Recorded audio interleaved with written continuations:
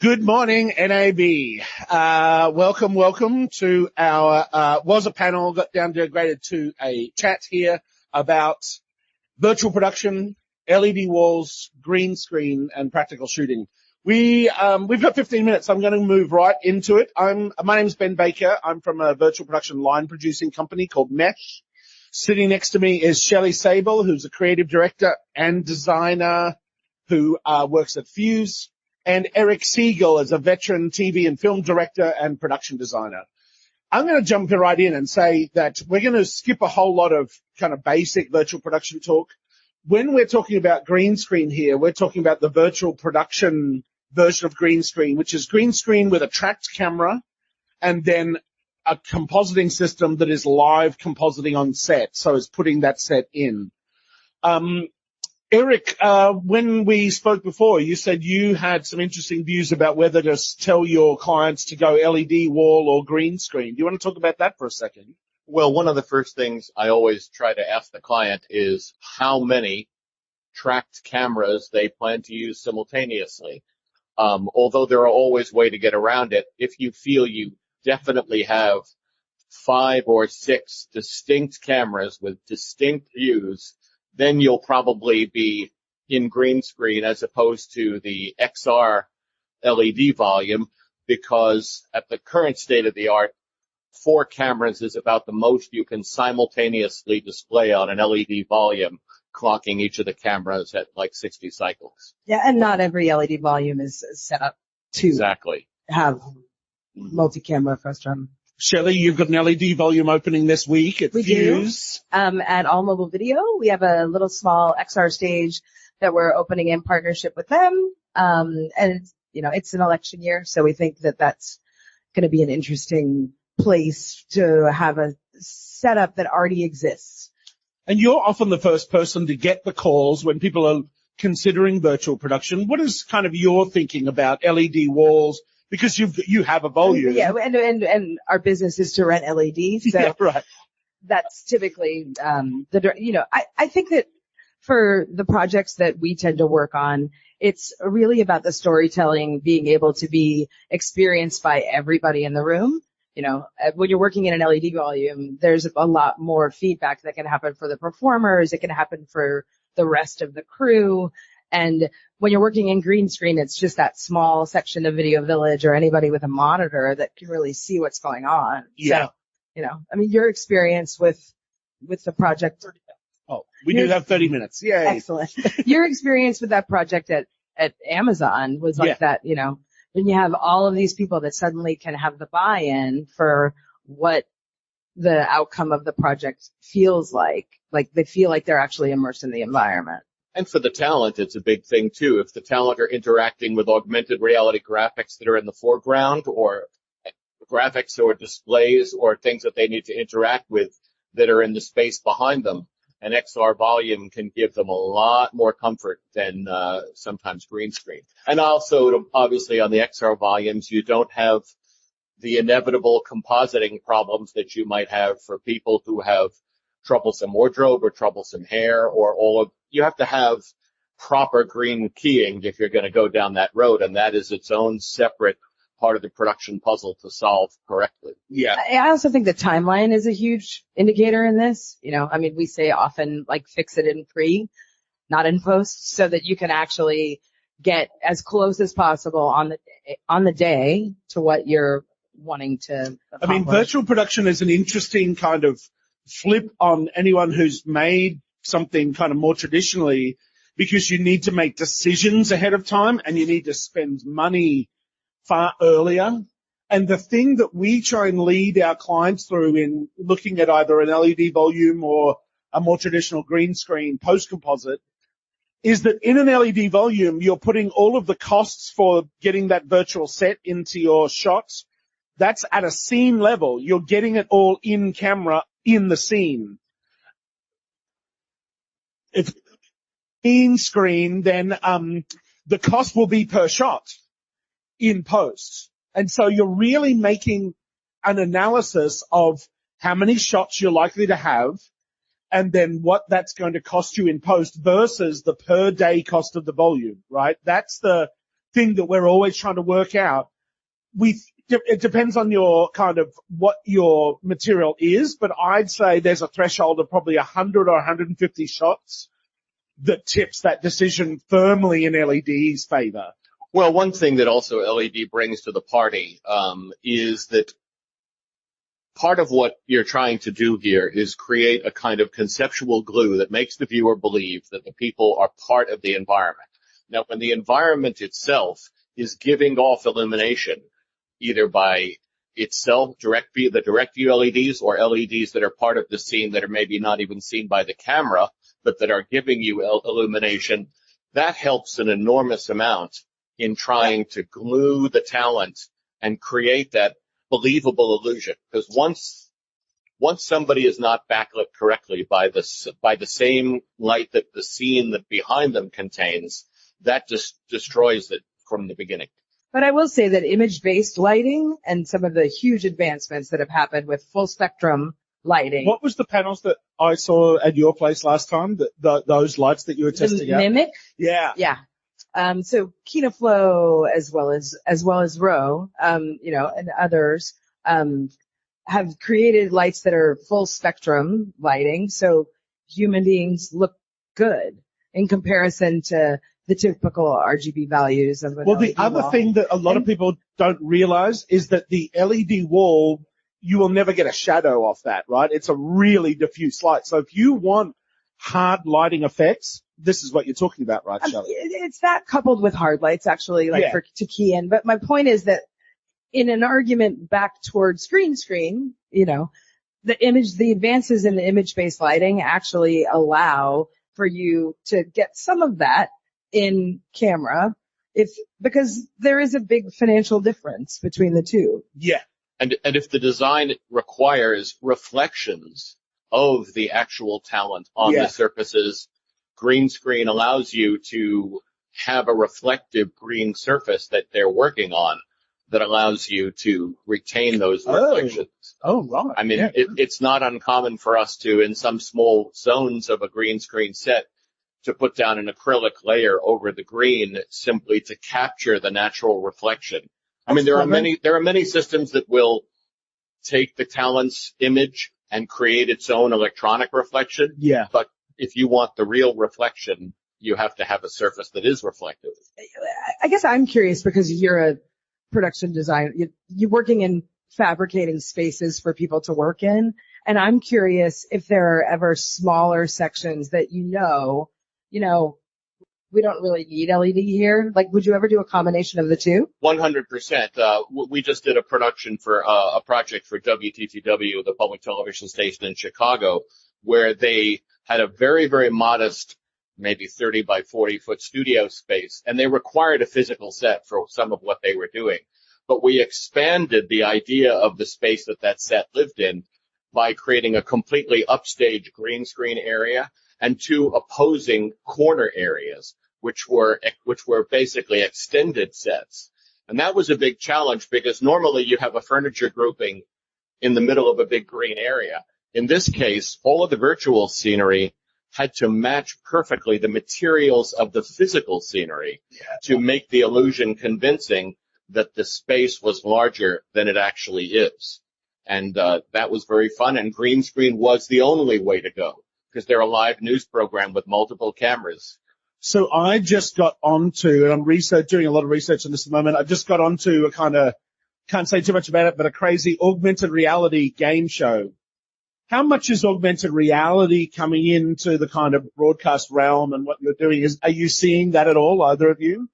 I think that's existed since the beginning of the XR volume. Yeah. That became, much more prevalent from the work that Fuse and XR Studios did on the Katy Perry shoot. Oh, that's right. Yeah. Foreground elements. And you're going to see that within the next 14, 18 months on all of the primary coverage, all of the election coverage. Well, it seems now with kind of LED beacon and camera technology that you can set up fairly easily and get a pretty good lock on where people are. Like, you can really do some amazing stuff that doesn't require a huge setup. And I'm sorry, go ahead. No, it was just object tracking.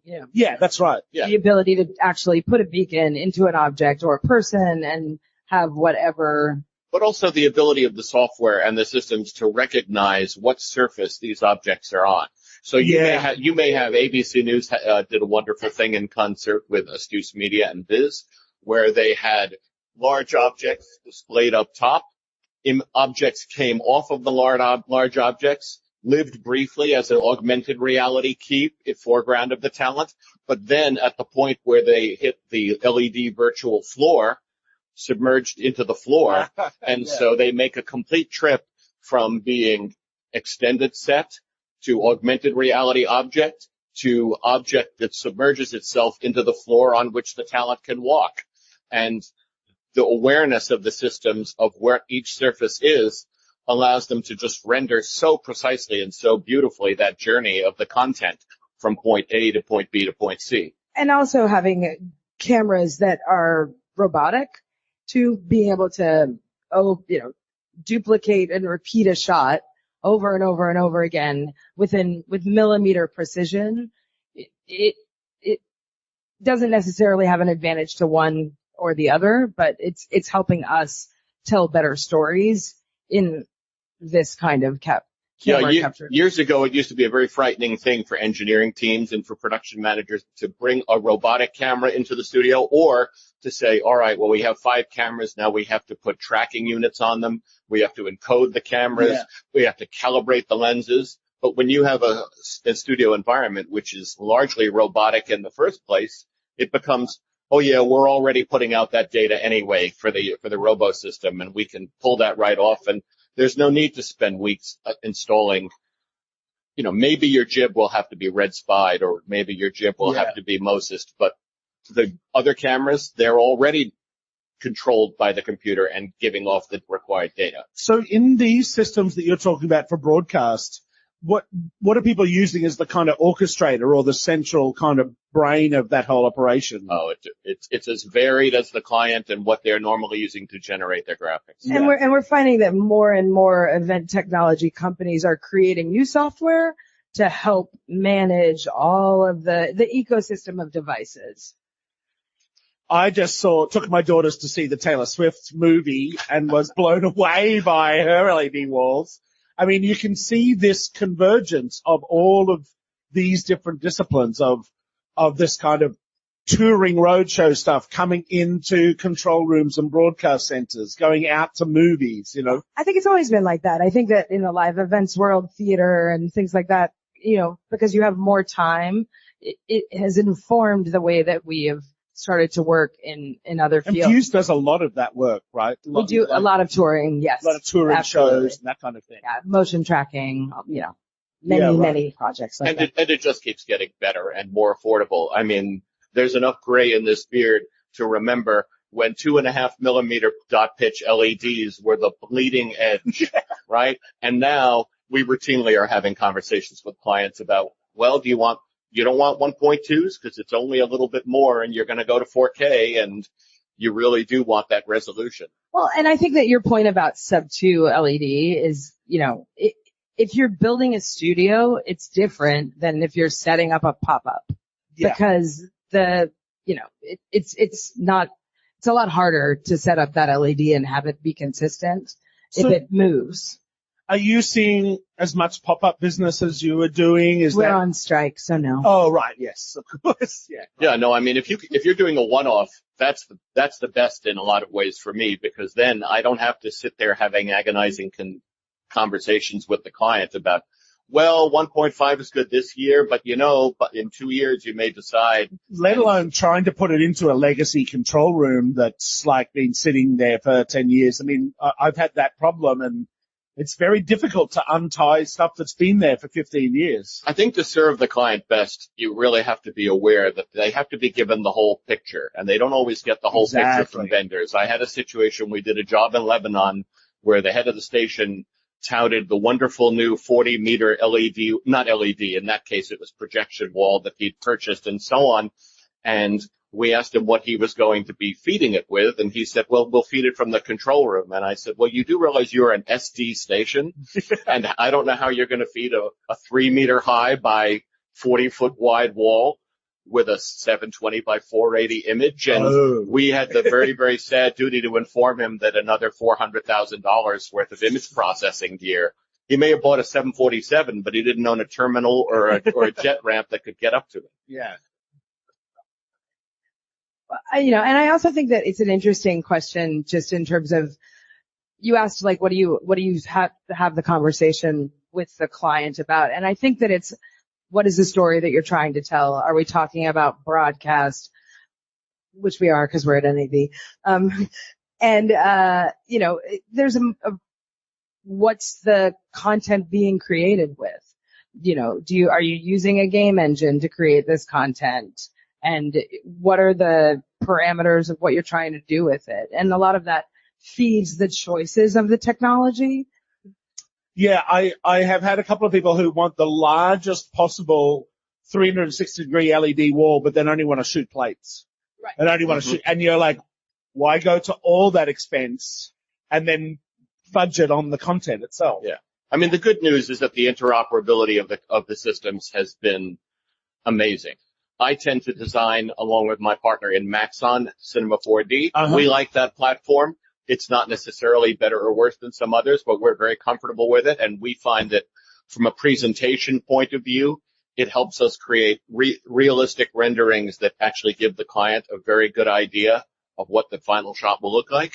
Is a true architect, Yeah. and they work in Revit, and they're starting to dip their toe in the water for visualization for clients of porting Revit models and complete building models into I mean, Unreal. it turns into a bit of an arms race when you look at another, architect who's got a full 3D model with weather simulations and things, and you're just presenting a plan on a paper.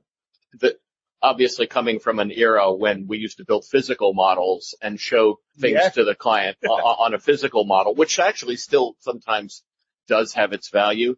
I don't think there's I think we're well past the days when you can walk into a client and not show them actual rendered visuals that look when we show clients prior work, we're always showing them the 3D side by side with the actual shot that was achieved by the team and the lighting directors. Yeah. And there are moments, thank goodness, where they go, wait, which is the 3D again?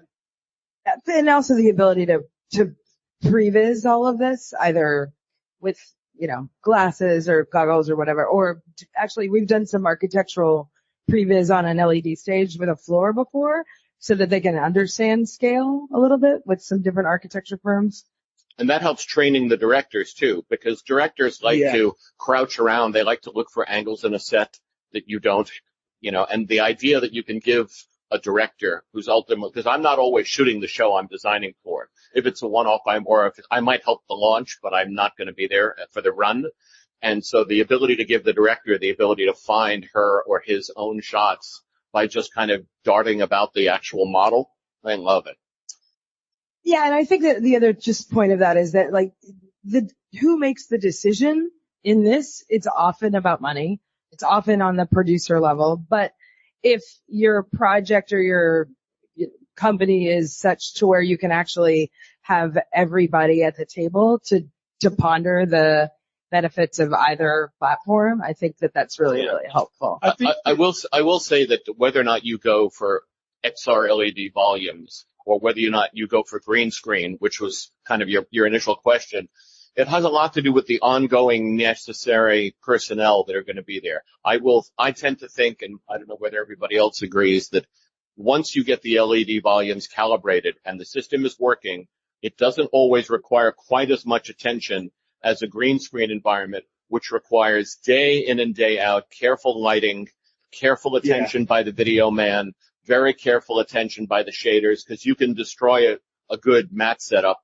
just by bad adjustment of cameras There's and probably so on. far less that a crew needs to worry about in an LED situation because there is a team there to take care of it. There's not usually a team from the stage to take care of your green screen lighting. It doesn't fall to the video man, the poor video man, that now it's suddenly completely on his shoulders. Yeah, that's right.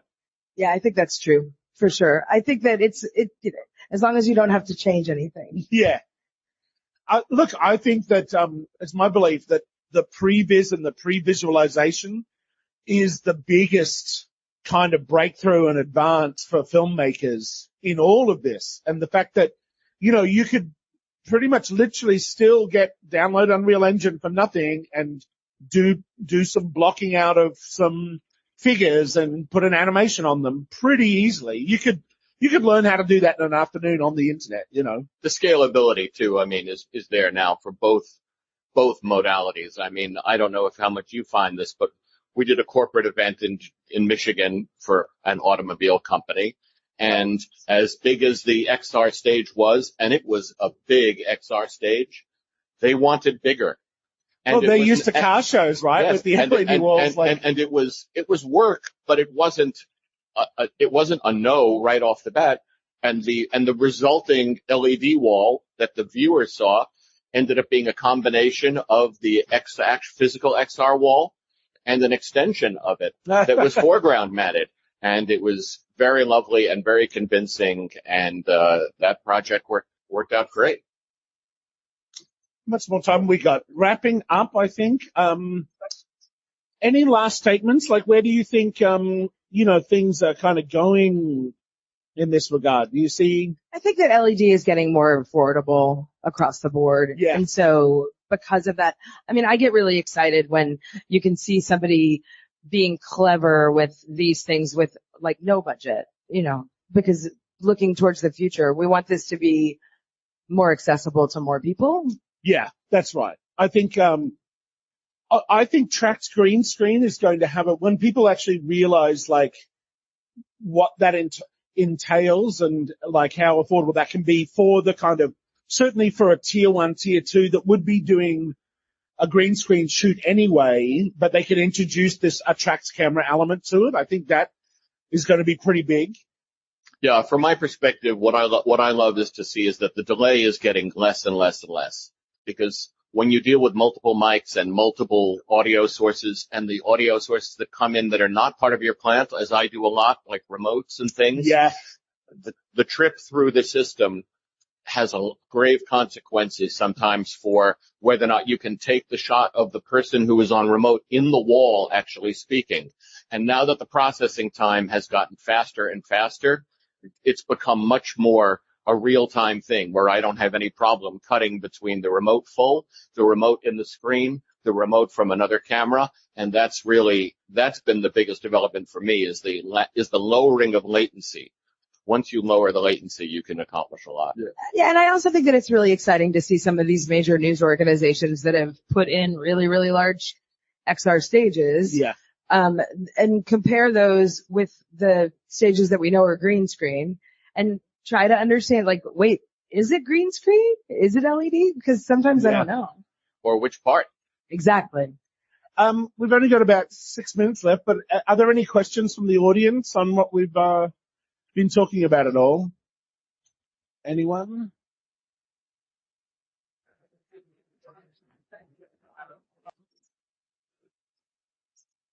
What are the biggest challenges? Sure. What are the biggest challenges for people? What are people trying to do that they cannot? I think sometimes people are sometimes their eyes are a little bit bigger than their stomach.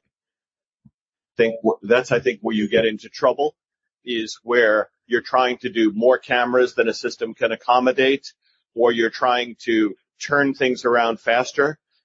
This is the thing. We're used to sets taking sometimes months to build, but somebody just somehow expects that, oh, well, we need to do a sports show as opposed to a music show on Saturday. And they expect the art department to come up with a fully visualized environment that tracks and where the shots have been things. And that's just not giving adequate prep time. You're just setting yourself up for a failure. You're just getting out over the front of your skis, and you don't want to do that. I think to elaborate on that. Hello. Try this Hello. one. No, I got it. I think to elaborate on that, I think a mistake that people make in doing this is not thinking that the prep is necessary unnecessary, or that somehow the previs and the preparation take something away from them creatively, when really these aren't the kind of spaces that you would just, well, let me just say another way, it's very expensive for you to set up so a director can just walk in on the day and point a camera anywhere in a volume. That means you have had to have built a 360-degree environment around yourself to allow that to happen. And that is very expensive.